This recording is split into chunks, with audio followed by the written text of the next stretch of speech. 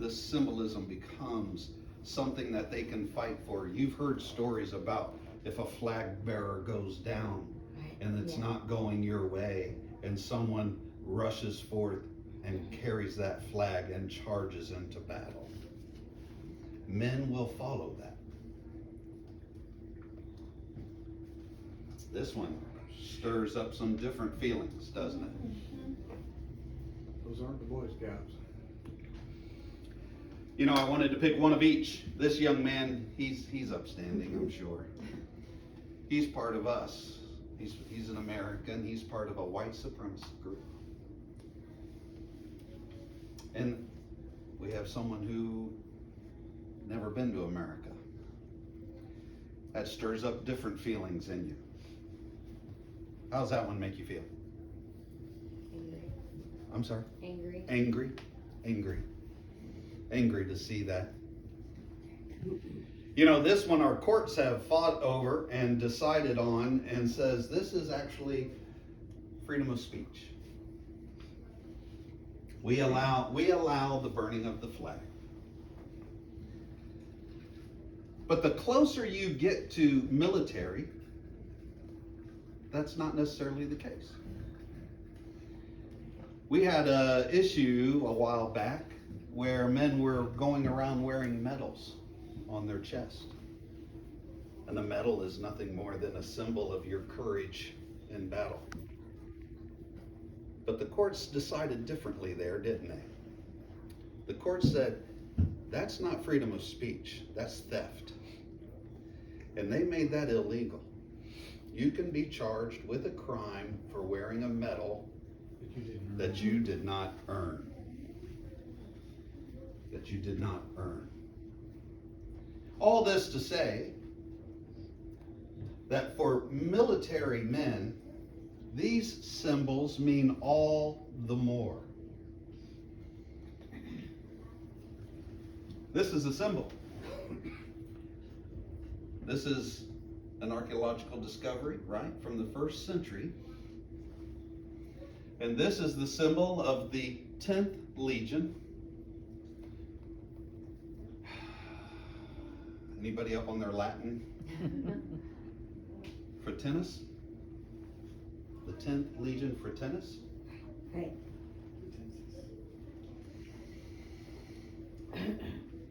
They got the boar as their emblem. The 10th Legion originated in 40 BC by a young man named Gaius Octavius. He levied the tax and he raised up that fighting force for the Roman Empire. You know him by his emperor name, Augustus Caesar. And a decree went out amongst all the land by Augustus Caesar that each would return to his hometown for a census. The same Augustus Caesar that started the 10th Legion. The 10th Legion had its first big battle 4 years later in 36 BC. And this is where the Fraternis comes from. They picked up these emblems as they went through their life. Fraternis was the battle at the Strait of Messina. So they are the Legion of the Strait, is what that means. And the boar is their fighting emblem. Why a wild boar? They are vicious. Who said that? You ever confronted one? Loretta said they are vicious. We just encountered a bear on this trip, and I thought to myself, I believe I would rather confront Barry the bear than a wild boar. Oh, yeah. A wild boar is not cowed. You actually might get a bear to turn around and run. You ain't going to get a boar to turn around and run. They will charge, and they will keep on charging. It's on a lot of coat of arms. Vicious. I think that's what took down Old Yeller, if I'm not mistaken. So you see here, they have their wild boar. And up here, You have a fighting ship. I can't pronounce this one either. The Trimaran, what they used in the Mediterranean. In 31 BC, the 10th Legion had a major sea battle where they would hook ships, pull, and cross over and fight. It's a big battle. They picked up a few more emblems, the 10th Legion did, after this battle. Because it was a sea battle and they were victorious, they picked up the god Neptune, the god Poseidon, whether you're Greek or Roman. That became their god of the 10th Legion.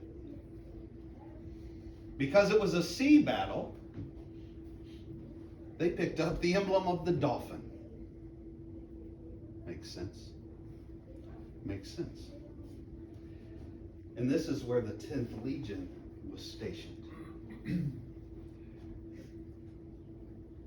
The 10th Legion was an outpost for the whole thing in Judea, in Jerusalem.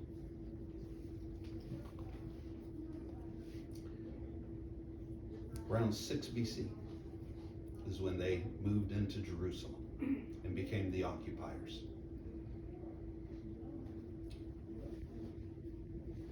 That means that this flag would have been seen by our folks. I reference everyone we've studied our whole lives about. Anyone who lived in Judea knew of the 10th Legion. They saw that emblem. And they wanted out from underneath it more than anything. These were the oppressors. This is where your tax dollars went. This was who put you down and held you down. They also protected you. The 10th Legion. So I want to pick up today at the end of Mark 4. Do you remember at the end of Mark 4? The disciples and Jesus are in a boat and they're crossing the Sea of Galilee. They're going where he tells them to go. And a storm hits and the disciples are terrified and they cry out to Jesus that he saved them. And this is where you remember, be calm, peace, be still. And the winds and the waves immediately stopped. And one of the things that the disciples, Mark notes, that the disciples said was, who is this? Who is this that the winds and the waves obey his voice? They still weren't quite sure. I mean, if you were certain that he was the Son of God, then you would expect him to have control over the winds and the waves. Who is this? They say. And he's taking them somewhere they don't want to go. They're comfortable on their side of the Sea of Galilee, but that's not where he has directed them. And we pick up in Mark 5. They came to the other side of the sea, to the country of the Gerasenes. This ain't Jewish territory. This is part of the Decapolis. There's 10 Greek cities on this side of the sea. That's the Gerasenes. Completely unclean for them. And when Jesus had stepped off the boat, Wait. foot on dry ground, immediately there met him out of the tombs, boy, that's unclean, a man with an unclean spirit. So over here, we're nice and comfortable. We know Capernaum, we know Cana, we know Nazareth. This is our side of the Sea of Galilee. Over here, no, not ours. You don't go there. That coast is a coast of mystery to you. These fellas probably never set foot on that side. And it screams to them, something bad's going to happen. Something bad's going to happen over here. Well, what about this demon-possessed man? He lived among the tombs. That's creepy. Just in and of itself, that's creepy. And no one could bind him anymore, not even with a chain. They've tried, right? They've tried over and over to bind this man because they can't trust him. He scares them. For he had often been bound with shackles and chains, but he was able to wrench those chains apart. He broke those shackles in pieces, and no one had the strength to subdue him. They had some serious adrenaline going on. That's some Samson type strength. That's some supernatural strength. These are shackles from the first century. This is the graveyard that I picture in my mind, but he probably was living somewhere around that.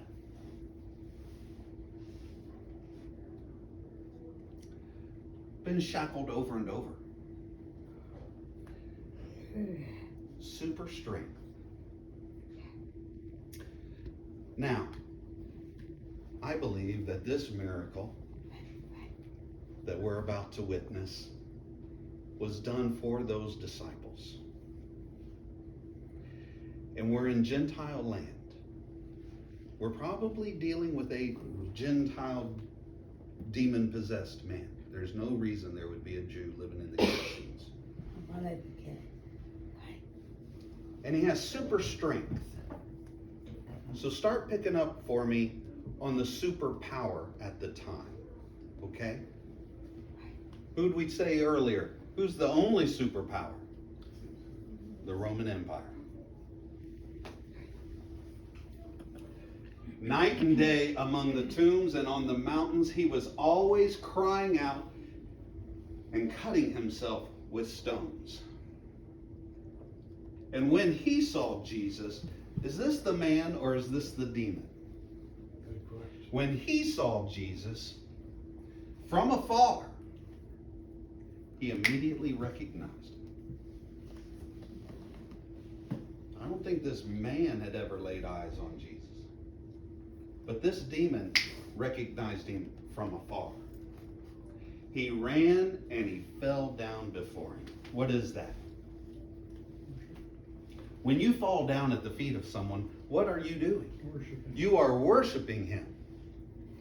You are, because you know who he is. The disciples, who is this that the winds and the waves obey? But this demon-possessed man knew who he was and fell at his feet in worship. And he cried out with a loud voice and he said, "What have you to do with me, Jesus, Son of the Most High God? I adjure you by God, do not torment me."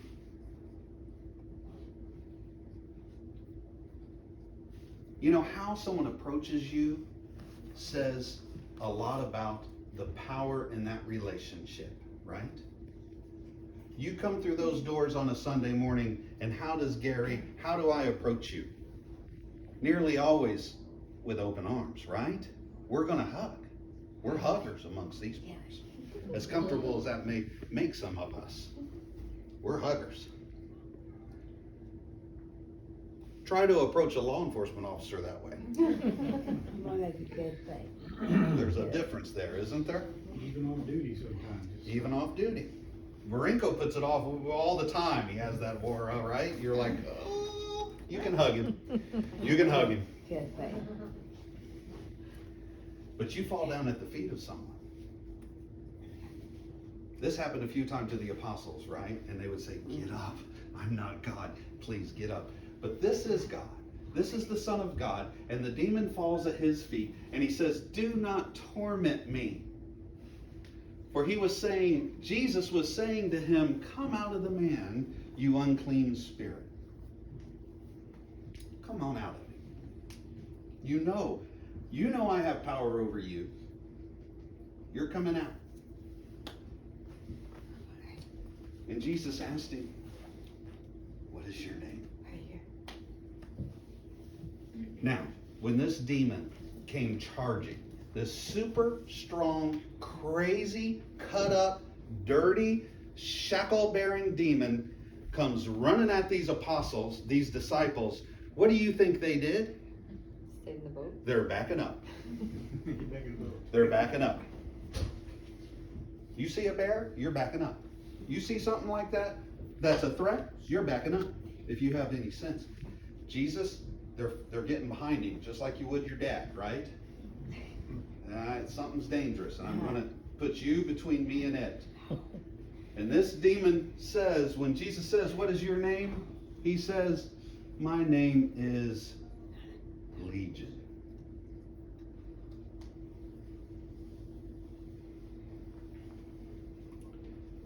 From 6 BC onward, they knew that word. Legion. What would be in the disciples' minds? The Romans. They knew the 10th Legion. You know, demons have names. If I say Beelzebub, what do you think? Satan. Satan. If I say Lucifer, what do you think? Satan. If I say Azrael, what do you think? Satan. Demons have names. And this one says Legion. For we are many. And this multiple demon begs Jesus earnestly not to send them out of the country. There's plenty of things I don't know. Plenty of things I don't understand. But there's something within demons that does not want to be disembodied.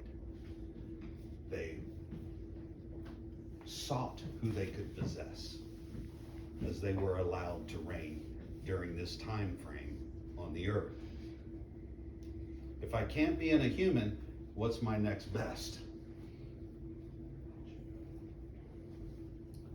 Now a great herd of boars was nearby. And they were feeding on the hillside. And the demons begged him, saying, hey, don't put us into the waste.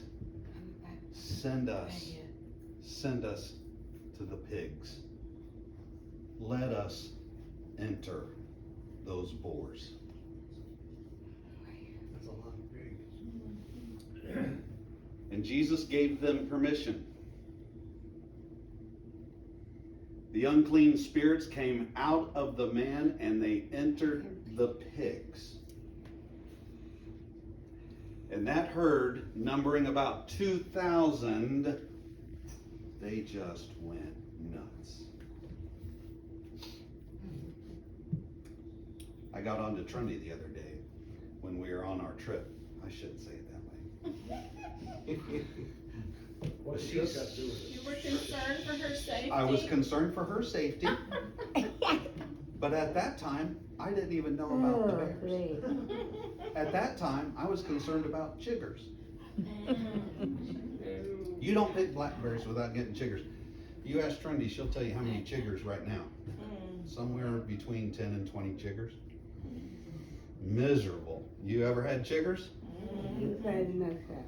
What is it? Coal all over your skin before you go blackberry picking, and you won't have sugar. Put what? Coal oil? Olive oil? Coal. Kerosene. Smell great. Kerosene. Kerosene. Ah, Yeah, that's one of the home remedies for chiggers. And you take fire starters with you and throw them in where the blackberries are, and you won't have snakes either. Kerosene and fireworks? Okay. Kerosene and I fire. don't- Frankie didn't even have a Any bucket. blackberries. She just throwing blackberries in her shirt, Oh, yeah. rolled up. They're rolling around. But I said, you just went pell-mell down that hillside into that chigger-infested blackberry bush, and you got what's coming to you. And she had to go to the pharmacy the other day because we didn't have any calamine lotion. She's doing everything she can. These pigs went pell-mell down the hillside. Mother, Tata.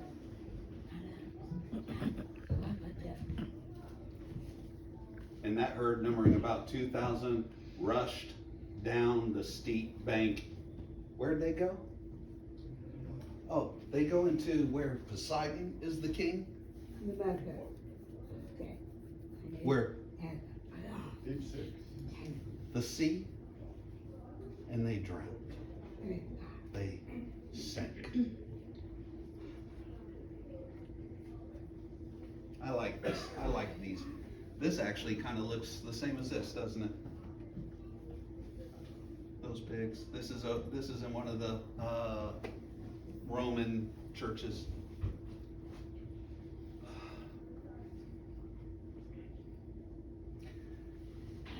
What do you think these disciples are thinking? We've grown up with the 10th Legion. We know all about their fighting boars. We know all about their super strength. We know all about the fact that their God is Poseidon. And now you are witnessing a demon called Legion, and you're witnessing that demon being put into wild boars, pigs. And you're witnessing them rush down the hillside and drowning in the sea.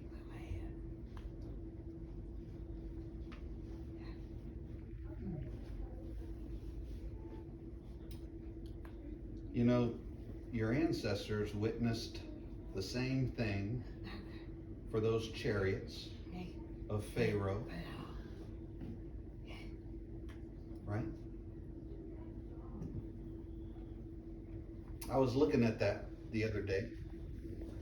He only had around 600 chariots. There may have been some auxiliaries that were brought in, but the really good charioteers, about 600. You blew with your wind and the sea covered them. They sank like lead in the mighty waters. That's part of Miriam's song. When she took up the tambourine and they began dancing over the fact that their oppressor had been drowned in the Red Sea.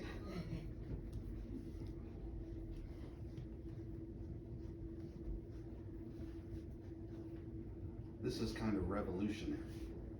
The bucket. Right here. I know, Candy. Okay, wait. Okay. Now like that. There's only 2 miracles that I'm finding so far that I consider to be destructive. I consider 2,000 pigs dying destructive. I mean, those pigs were innocent pigs. Unclean though they may be, they hadn't done anything wrong. It was somebody's livelihood. 2,000 pigs. That could ruin you. Okay. So the herdsmen fled, and they told in the city and in the country, and people came to see what it was that had happened. Everybody comes out because their minds are blown, and they came to Jesus. They saw the demon-possessed man, the one who had the legion, sitting there. And they're not used to this because he's usually naked. But he's clothed, and he's in his right mind, and that scared the living daylights out of them. And they were afraid. And those who had seen it, those herdsmen, they saw all this. They described to them what had happened to the demon-possessed man. into the pigs.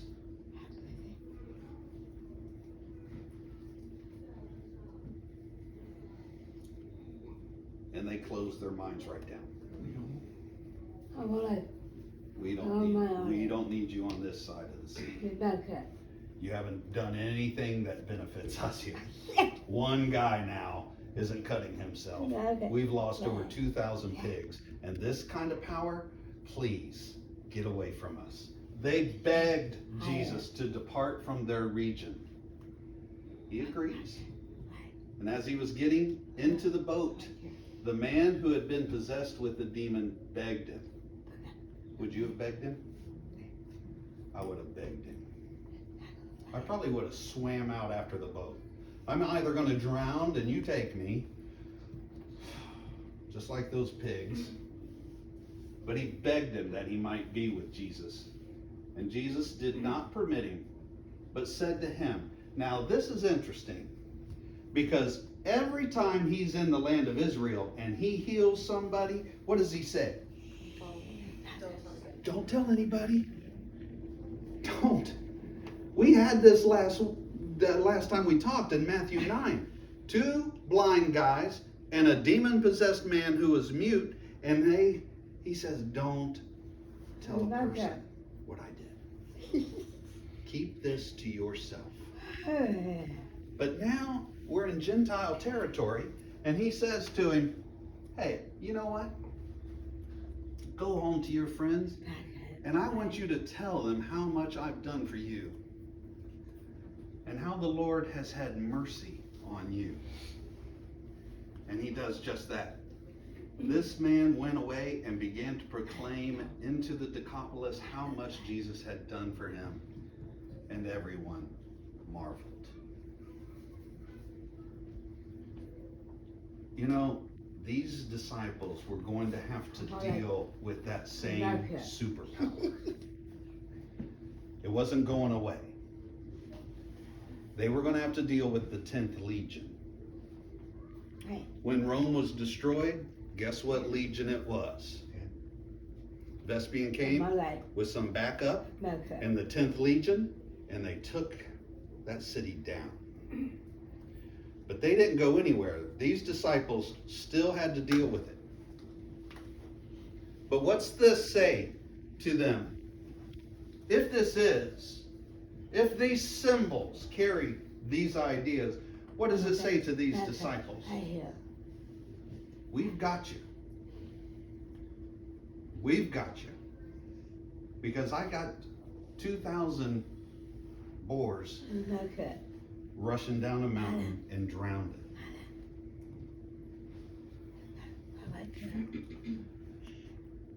Next time we'll talk about one more destructive miracle, okay? But that's our lesson for today. Happy Father's Day.